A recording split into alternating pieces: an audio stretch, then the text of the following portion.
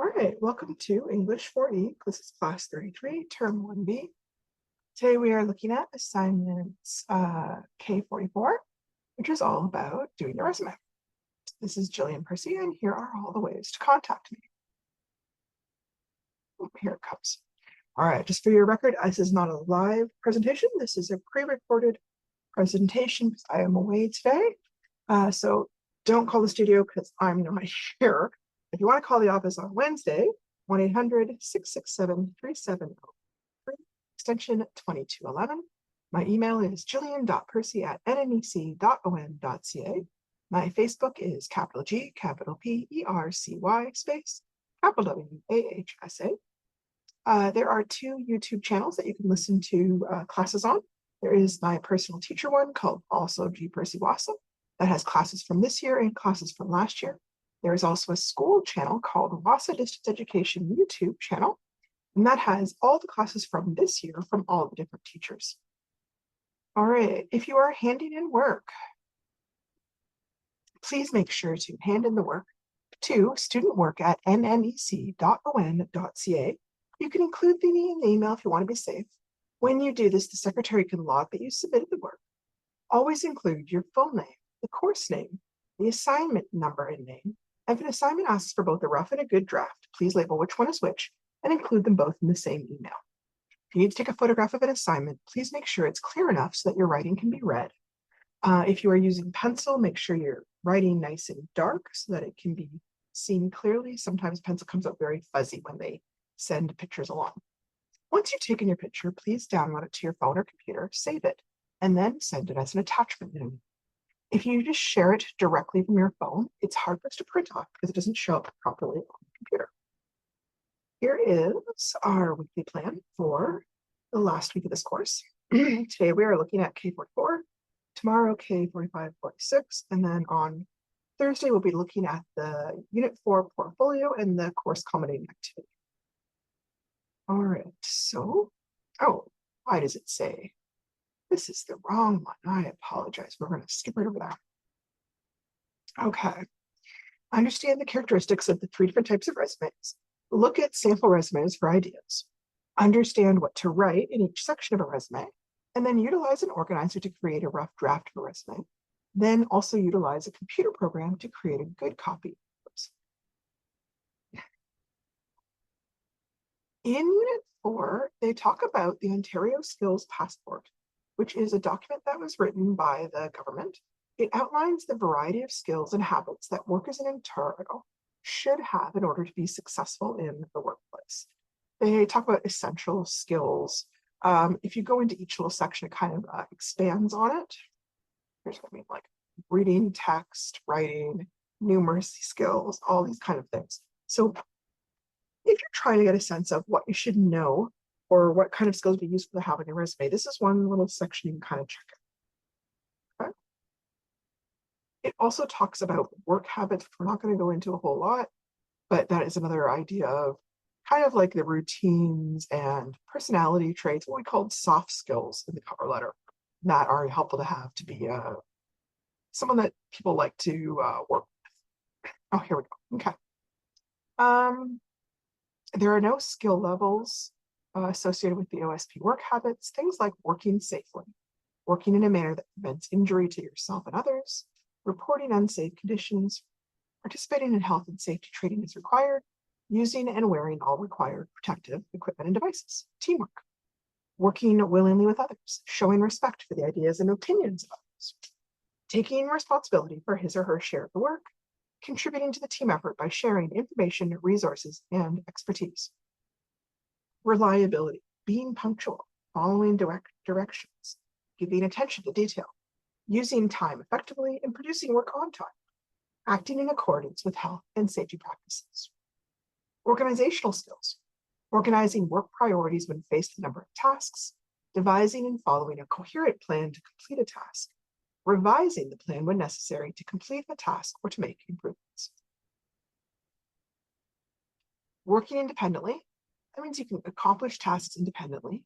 You can independently select, evaluate, and use appropriate materials and resources and activities in order to do your work. Initiative, beginning and completing tasks with little prompting, approaching new tasks with confidence and a positive attitude, and seeking assistance when necessary. Lastly, we talk about self-advocacy here, asking questions and seeking clarification when appropriate, identifying and making use of appropriate resources for support when needed, and then being proactive regarding individual rights and responsibilities when appropriate. Customer service, listening effectively to determine and meet customers' needs, interacting positively with both coworkers and clients or customers, endeavoring to meet and exceed expectations, and then creating a positive impression of the company or the organization. Finally, entrepreneurship. This is more if you're in business for yourself, I think, but recognizing and acting on opportunities, showing perseverance, being innovative and creative, being versatile and resourceful. Okay, the resume. Resume is normally sent with a letter of application to employers, in response to more permanent type of jobs that generally pay higher salaries and for which more qualifications are required. It's considered a much more formal channel of communication, and it's a very important aspect of any effective job search. Sometimes a resume is also called a curriculum vitae. It's a summary of all the information about you, your name, your address, your telephone number, your email address, your objective, your level of education, your work experience, your skills, and at least 2 to 3 references. You may recall reading these same words in the section called job application forms. The big difference here is I find that job application forms are bare bones. Resume gives you kind of more opportunities to add extra information, add important details. It also is a good way to showcase your writing skills. Right. There are 3 main types of resumes which can be used by a job applicant. There's a chronological resume, there's a functional or combination resume, and there's a skills-based resume. The chronological resume summarizes what you've accomplished, starting with the most recent and going backwards in time. It emphasizes education, work experience, and dates. The functional or combination resume emphasizes your most important to the reader work experience and responsibilities or functions, regardless of the dates. And then the skills resume emphasizes the skills you've acquired through work experience. Producing a resume on paper is still the most common way to go on it. When this was written, I think that was true. I would say having both paper resume and having a resume that you can send out through email is more helpful. Some examples of websites you can check out are www.ammsa.com and Simply Hired. These ones have been designed to promote Aboriginal workforce students. There are, of course, other websites devoted to career planning and the job search process. You can even submit your resume to some websites and employers online. That's actually more and more common these days. Okay, so chronological, functional, and hybrid. They all have strengths and weaknesses. I want you to be aware of all of them, but for the purposes of this assignment, we're going to be using the chronological resume. Okay? So here's a basic example of a chronological resume. The work experience is listed in order of date, with the most recent first and slowly working backwards in time. Same thing if you have multiple educational items. The big difficulty with a chronological resume is if you have long periods where you were not employed, it really stands out and it kind of looks not so great. It also assumes that your most recent job is your most relevant experience and shows your most recent talents. That isn't always the case. Any skills you have are listed under the specific job that you worked for them. So sometimes the person who's reading it kind of has to read through very carefully to pick out what your important skills are. A functional resume is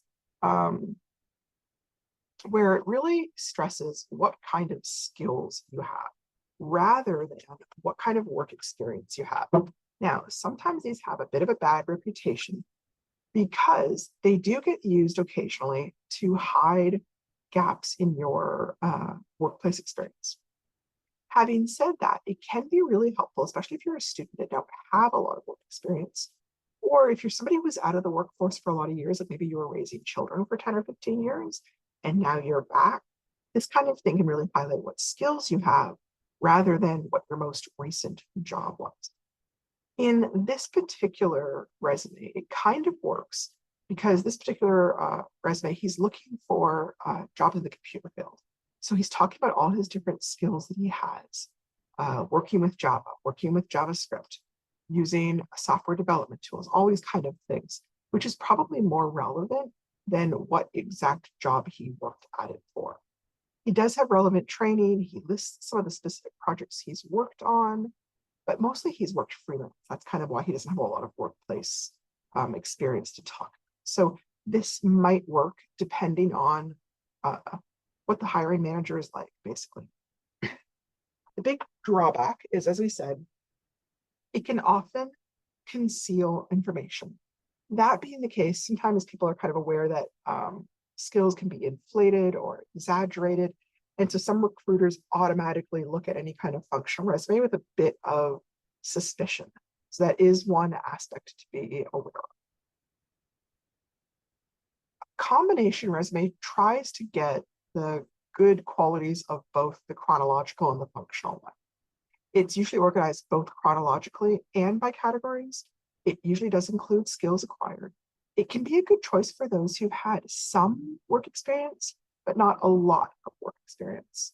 It also could be really good for a job where an employer is looking for very specific training, such as heavy machinery training. So again, you have to look at what kind of job you're applying for to see whether it's a good one for what you're doing.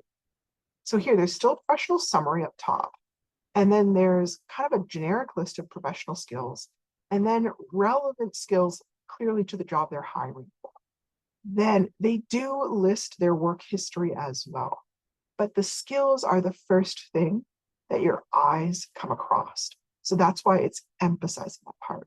And then they've put education and certifications sort of to the side because this person's kind of a wedding planner. So their certifications are not really that important. Their skills is kind of a more important part of this, of their abilities, basically. Okay, so here's the actual assignment. Question 44, it's worth 30 marks. Your task with this assignment will be to develop a chronological resume of your own using the template provided on the next page and based on the information provided along with the sample. Now, if you already have a resume done, perhaps from an earlier course, or just because you've been out in the workforce for a while, take a close look at it and revise it as necessary, especially if you've not used it for a while and now have something new that you can add to it. Okay, so in that case, give me your rough copy, whatever you have currently, then revise and edit it and give me your final copy. Okay, your resume is used to show an employer that you are the best possible person for the job. So you want it to be as professional looking as possible and make sure to include all your important qualifications and your positive characteristics.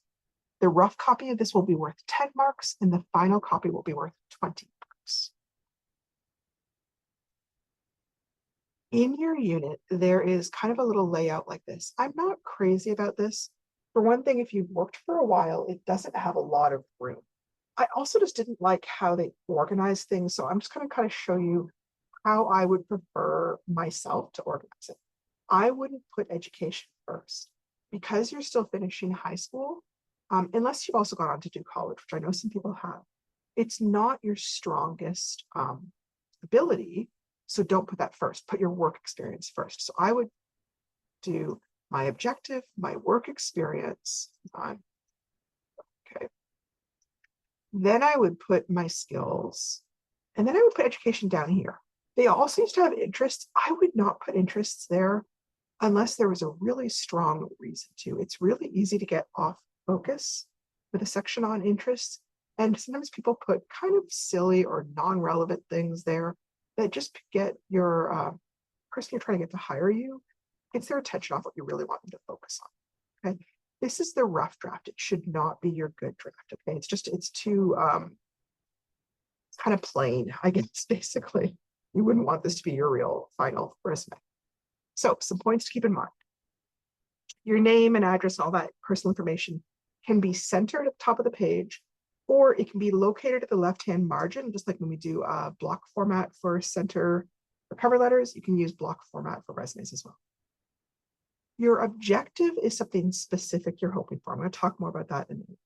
When you're listing information, the education and the work experience, make sure you start with the most recent experience first and then go backwards in time.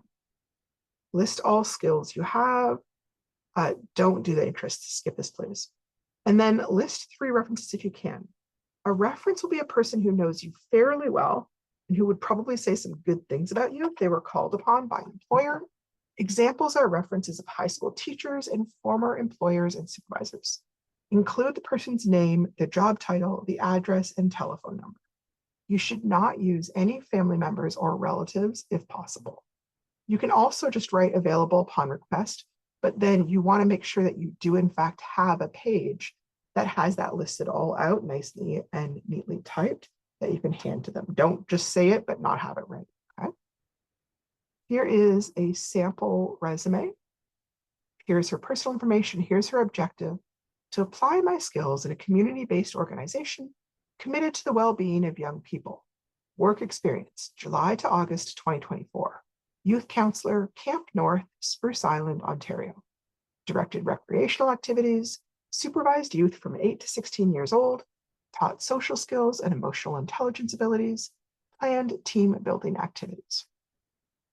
September 2023 to June 2024, receptionist at the Women's Crisis Center, Spruce Island, greeted in-person clients and managed client requests and needs, answered telephones, emails, and directed to appropriate staff to respond, wrote letters, emails, posters, and other office documents, managed computer database with client information. November 2022 to August 2023, pandemic team assistant, Health Authority, Spruce Island, created and filed client health records, managed client scheduling, data entry of client information. Skills, fluent in Ojibwe, skilled in Microsoft Office applications, outdoor education activities such as fishing, canoeing, camp cooking, sports. And then I listed my education and then available upon request. Okay, here is the rubric I'm going to be using to mark it. I'm looking that you've followed appropriate resume format.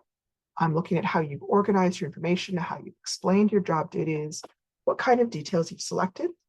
I'm looking at your writing skills, that you take into account the audience and purpose, appropriate tone, appropriate language level, that you've used appropriate resume formatting, and used appropriate language conventions, okay? That's the same resume, same rubric, whether it's the rough copy or the good copy. Okay, so the objective section. I'm a little torn on whether this is appropriate or not. I feel like this is a little one of those things that's a little bit old-fashioned, but I have seen some that do have this. So up to you whether you think it's appropriate to use or not, okay? The key elements of a career objective is 1, specify the type of position or the job title you're seeking. Mention what industry or field you want to work in. Highlight any skills or qualities very briefly that you possess. And if it's important, long-term goals. Remember that you want to make sure it sounds professional, not personal. And it should be framed in a way that it highlights your benefit to the company. This isn't all about you. It isn't the kind of thing you'd be saying to your friend. It's what you're saying to impress somebody who you're trying to get to hire you, okay? So here's an example, because here are some that have an inappropriate tone and orientation versus an appropriate tone and orientation. The big thing with these on the left-hand side is they're too casual, and they're all talking about how this job is going to benefit me and nothing about how I would benefit the company. So they're just not quite the right tone. Looking for a job to support my son. No, that doesn't really matter. You're giving them information that they don't need to know, for one thing. What if they're the type of person that looks down on people who have children, or is worried, oh, their son's going to be sick all the time and they're going to be taking time off work? Don't give them the chance to discriminate against you. Seeking a job that utilizes my computer skills. Way more appropriate and shows what you bring to the company. Need a job that will hire me since I was in jail. Again, don't give them the chance to discriminate against you. If they ask for a criminal record check, then you need to mention that. But otherwise, don't offer the information. Seeking a work environment that values developing staff skills and training. Have a lot of debt I need to pay off. Again, don't tell them that. They do not need to know what your finances are like. They might consider that, oh, you're unreliable. No. I'm seeking a job in which the pay reflects my experience and abilities. It's still the same kind of concept, but it isn't revealing personal information that could cause the interviewer to look at you negatively. You don't want them to look down on you, okay? Because they're always, when they're doing, look at resumes, they're trying to narrow the field. They may have gotten 50 resumes. They're trying to interview maybe 3 or 4 people. So they're flipping through, trying to look for who can they get rid of. Don't give them the opportunity to get rid of you before they ever had a chance to meet you. Because maybe if they meet you, they'll love you and think you are perfect for this job. So make sure your statements put the best positive light on who you are. So here are some sample objective statements that are kind of more appropriate, right?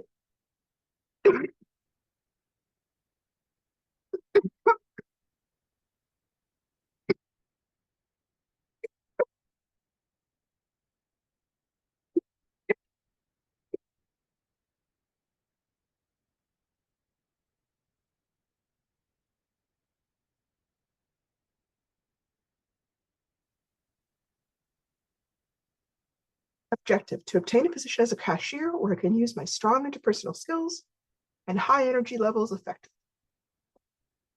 Objective, aiming to apply my strong analytical and creative skills to contribute to the success of a dynamic marketing team. Objective, seeking a position as a finance clerk in your company to utilize my educational qualifications, bookkeeping, and organizational skills for mutual growth and success. Okay, so now I'm going to kind of go through each section one by one and talk about it a little bit, okay? The education or training section. You may have gotten different types of training in your workplace. This is a good place to record it.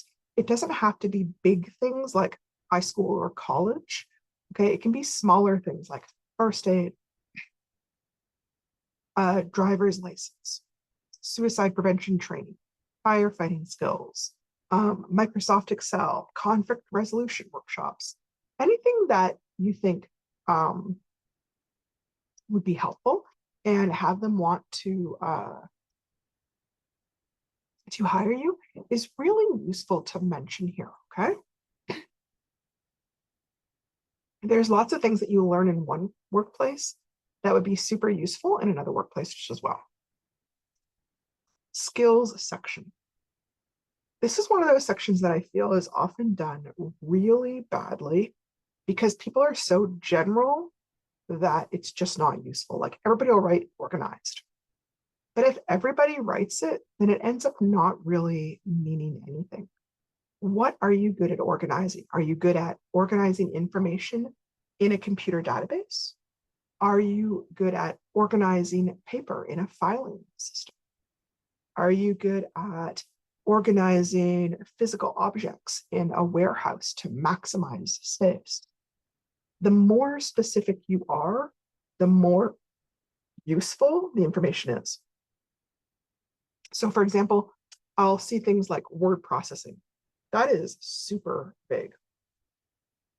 If you know how to use multiple word processing programs, I would say that. If you're basically familiar with using one word processing system, I would also say that. So something like, I am excellent at using MS Word to create a variety of documents such as letters, agendas, programs, posters, and business documents. Some other possible skills that might have work-related usage. Second language skills are often in high demand. Other specific computer software programs. Web design skills are huge. Specific skilled trade items, welding, construction, auto repair. Performing skills. These aren't always relevant to the job, but like if you're good at public speaking and you're applying for a sales job, there's some similarity between those skills. So there's a reason to mention it in your skills section. Any kind of office specific skills that would be useful in the new job. Filing, organizing paper, note taking, keyboarding speed. Any business specific skills that would be appropriate to the job you're applying for. Point of sales skills, merchandising, inventory, stocking, sales abilities, whatever it is you've got. Hang on a second, let me show you what I mean. So here is a sample skills section. So they throw problem solving. Again, that's very vague. What are you good at problem solving with?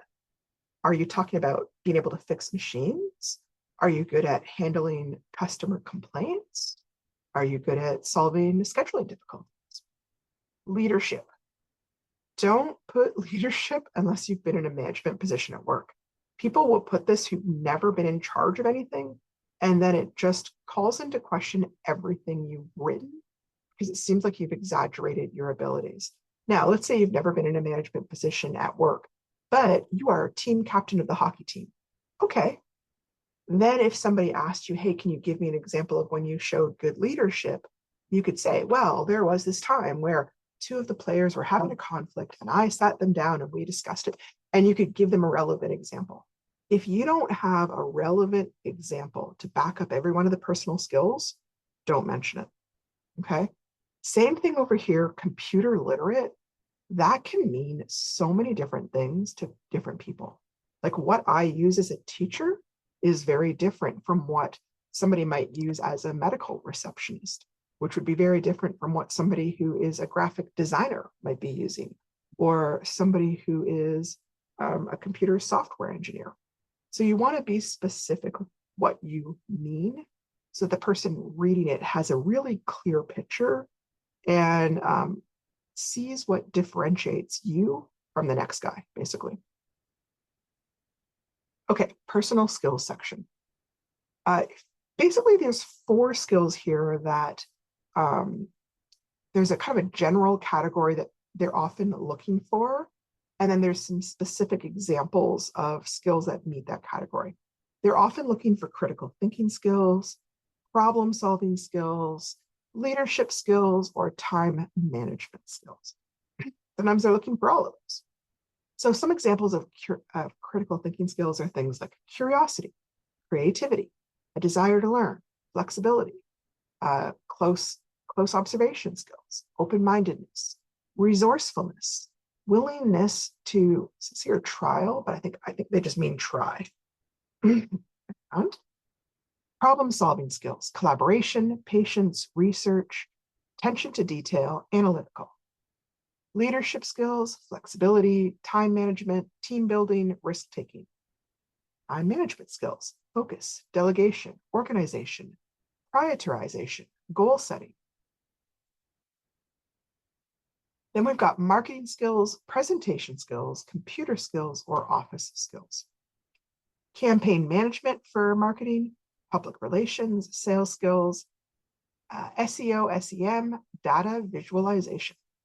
Presentation skills, things like graphic design skills, public speaking skills, report creation, public relations skills. Computer skills like Excel, PowerPoint, Microsoft Word, Publisher, Photoshop, computer languages, and then kind of general office skills, filing, typing, data entry, telephone skills, record management, all those kind of skills. So think about what the job you're looking for is looking for, and then try to use these kind of words either in your job duties or in your skills section. Okay, interests. I honestly strongly recommend that you no longer include this res section in a resume that you are actually using to try to get a job. I think it's just off-putting. It is so easy to put items in there that are off topic. Like maybe you put, oh, I love anime, and you're thinking that it shows that you are open to diversity and open to other cultures. And the other person is going, oh, they like cartoons. Are they immature? So you don't want to, again, put anything in your resume that gives somebody a chance to arbitrarily rule you out. So I strongly suggest don't put the interests there. My only exception would be sometimes your interests might connect to a job where you haven't had that specific job skill. So if I was applying for a job as a graphic designer, then my interest in anime might be helpful if that might be one of the kind of things I might be doing in that job. If I'm applying for a job as a cashier, probably nobody cares about whether I know about anime. But if I was applying to work at a comic book shop, that would be helpful. So you got to kind of think about what job you're applying for and how somebody else would view it. Somebody who's not family. Okay. the work experience section. This is the most important section, okay? Typically, you want to list 3 to 4 point form sentences stating what you actually did.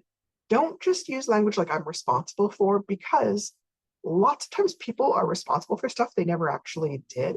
And sometimes somebody who's not 100% familiar with it may not really get a great sense of what that meant you know how to do. So you want to spell it out in a really obvious sense. Always start with the verb because it's the first thing they see. And often it can be kind of a trigger that helps them visualize really clearly what you know how to do. Even if it's a job like waitress, okay, everybody knows what a waitress does, or server, right? But including specific examples of what you know how to do, especially if you can use job-specific vocabulary that shows, hey, I know what I'm doing. So that can be things like seated customers, took orders accurately, including substitutions, suggest sold drinks, desserts, and specials, operated point of sale machines, bussed tables, assembled salads, and made drinks when needed. Anything else that's relevant that would be useful to a new restaurant, you want to include there. Here is a list of some more great verbs that show skills that you know how to do. For office work, kind of talked about this a little bit already, but filed, organized, alphabetized, recorded, tracked, phoned, monitored, answered, screened, delegated, created, or planned. For creative work, things like designed, sketched, planned, drew, painted, illustrated, proposed, sang, performed, acted, auditioned, or crafted. For skilled trades, operated, drove, utilized, carried, followed, assembled, cut, welded, built, constructed, painted, designed. For leadership skills, things like managed, organized, delegated, supervised, oversaw, implemented, monitored, interviewed, hired, administered, coordinated, or initiated. Okay, I want to point one more thing out. As someone who's a bit on the older side, I think that the resume template they've used in the unit has a somewhat outdated look to it. I'm trying to kind of renovate it right now, but I would take a little bit of time looking at more current resumes to get a sense of what's considered typical these days. I do want to put some tips or warnings. Sometimes when you look at the internet, you'll see all sorts of resumes with photos on them. In Canada, it's really considered inappropriate to put your photo on a resume. The exception would be if you're doing a job like modeling or acting. A lot of times people worry that if you include your picture, either you're trying to get by in your looks, or you might claim that people discriminate against you because of your looks. So the best way to avoid those problems is don't put your picture on there. Be cautious of using a lot of bold, fancy colors in your resume. Resumes can get photocopied in black and white, and none of those fancy colors might show. Be cautious of using fancy paper. Again, when people do this, it's usually because they don't trust their training or their experience to help them stand out. And we already talked about this. Well, skills maybe, but not interests, okay? The easiest software program to use is probably Google Docs or Microsoft Word if you have it. Everybody should have Google Docs because as a student, you have a Google Gmail account, okay? There's a variety of resume templates already on there. They're nice, clean. They're easy to make work. Let's see, I'm not sure if I click this, will it come up? So I was showing this the other day. There we go, okay. Sorry, give me a second. Oh, always wants me to sign. Google is so fussy. Hang on. Sorry, I really do want to kind of show you this or I wouldn't fuss around with it.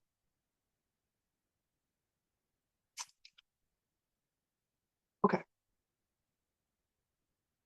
Oh, okay. So this is a little bit different than what you might see because this is specifically for my organization.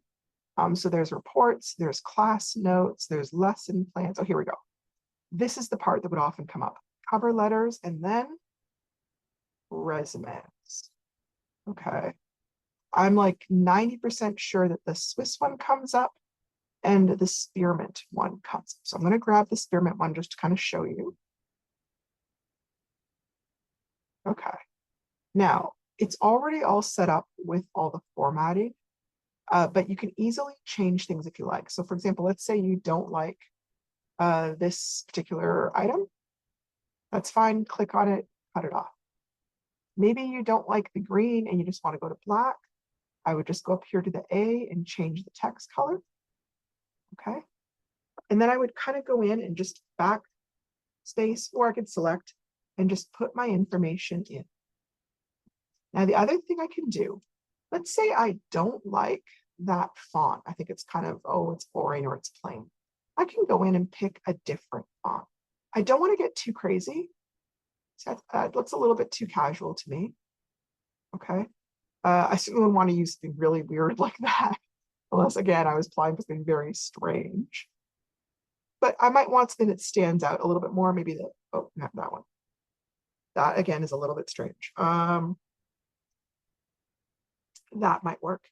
Now, here it says industrial designer. I would only put that in there if you have a professional designation. Like, for example, as a teacher, I have a specific certification that says I'm a teacher.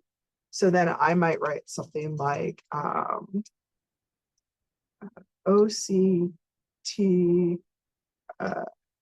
teacher, primary, junior qualifications,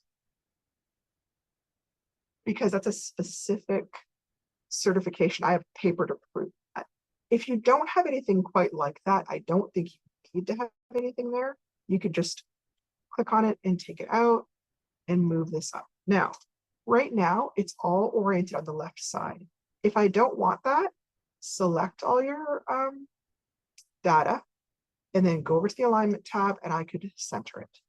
You would never line it up on the right-hand side because in English, we always go from left to right and it just looks odd visually to the eye, but simple like it's centered. Okay. And then here, they've got skills here. I would not put skills here. The very first thing I would have is my objective. And I could make it, there you go. Like that, that's fine. And then I would write my objective. Work experience. Again, they've already set up. Here's your company name. There's your location. There's your job title. Here's your month. Here's some job skills. If I want to add more job skills, go to the end and hit the enter button and it'll just keep on adding. Oh, sorry, it didn't. If I filled it in, it would do that. And then it keeps on adding more skills. If I need to add a whole other section, select the text, copy it, go down one space. Hang on. Oops, why is it not doing that? There we go. And then paste it on. Kind of get rid of that extra space now. And now you've got it all set up in the exact same format. There's a spot for education. For awards, I wouldn't put awards there. That is where I would put either skills, probably skills. Then I would save this again, copy it again, add it one more time. And then that's where I would put my references. Okay. It's up to you whether to include it as right there. Sorry. What I would suggest is having a whole page of just your 3 references. And then what I would do here is the name, relationship. By relationship, I mean like, how do you know them? Like supervisor or volunteer leader. Some places will ask how long they've known you, like 4 years, whatever. And then you would put like their phone number. You might also put their email. Sometimes if people are hard to reach, they'll use the thing, leave a space, and then I would put your next one. Try not to make it a family member because obviously your family's going to say how amazing you are. They want someone who's a little more objective. Oh, wait, hang on a second. There we go. Okay. So you don't have to use Google Docs if you have a different website that you're used to using or a different program that you're used to using, that's fine. I'm just showing you Google Docs because it's easy and because I know all the students have access to it. Yep, Microsoft Word, Google Docs. Just like last time, go into your internet, then go into your email, open up your email. There should be like a little set of dots there. Click on the dots and the documents will come up, and then the templates will come up. You can see here, yeah, the Swiss resume. I think there's a few more that come up. If you're looking for one that you saw on what I was doing, I'm perfectly happy to do it. You can also do it the layout however you like. You're welcome to start with a completely blank document if you're comfortable doing your own formatting. I just know some people aren't as comfortable, so that's why I'm giving you some options. Normal margins are fine, which is normally like 1 inch on all sides. Slightly wide can look good too. I would avoid too narrow. Sometimes some resumes have it already set up that way and it can look good. The one problem with narrow is if I go to photocopy this and it's just a little bit, here, let me show you, a tiny bit tilted, I might end up with a situation where some of your information gets off the page. And that can be kind of frustrating for you and for people trying to read it. Okay. Talked about the alignment already. Oh, if you want to make your subheading stand out, you can bold it. So you click on it. Oh, where did it go? Oh, here. I can bold it. It's probably already bolded. I can italicize it. I can underline it. I can use a different font. I could make it all caps. I could do several of those. You do want those little sections to stand out a little bit just because it helps the eye organize the information. Okay.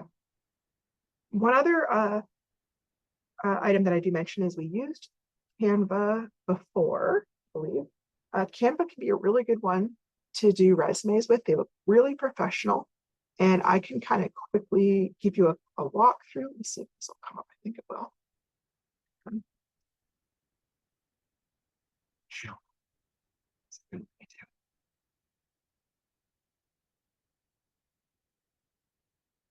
It's not wanting me to walk through. Here's some examples. This is a sample of one. It's got like little color bars. Here's one with just very simple lines. This one, they've used some little kind of icons to sort of set things off and little bars to sort of show how skilled you are on something. I've got a couple minutes, I think, still. I'm gonna pull up Canva.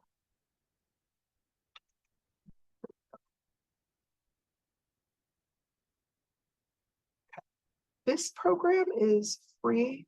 It doesn't have every single option available if you use the free version. As a student, though, I can also invite you to a class and then you'll have access to a few more things. Although, in all honesty, the free version is fine just for making a resume. So I want to create a design. Okay. And then I'm going to write a simple. Let me do it. Simple resumes. I'm saying simple because I'm trying to avoid the ones that have those photographs.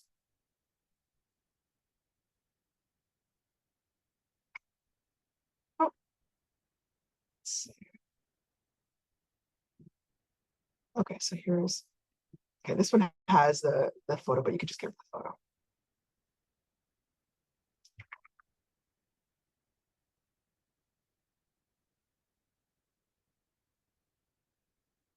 Sorry, it's going kind of slow here.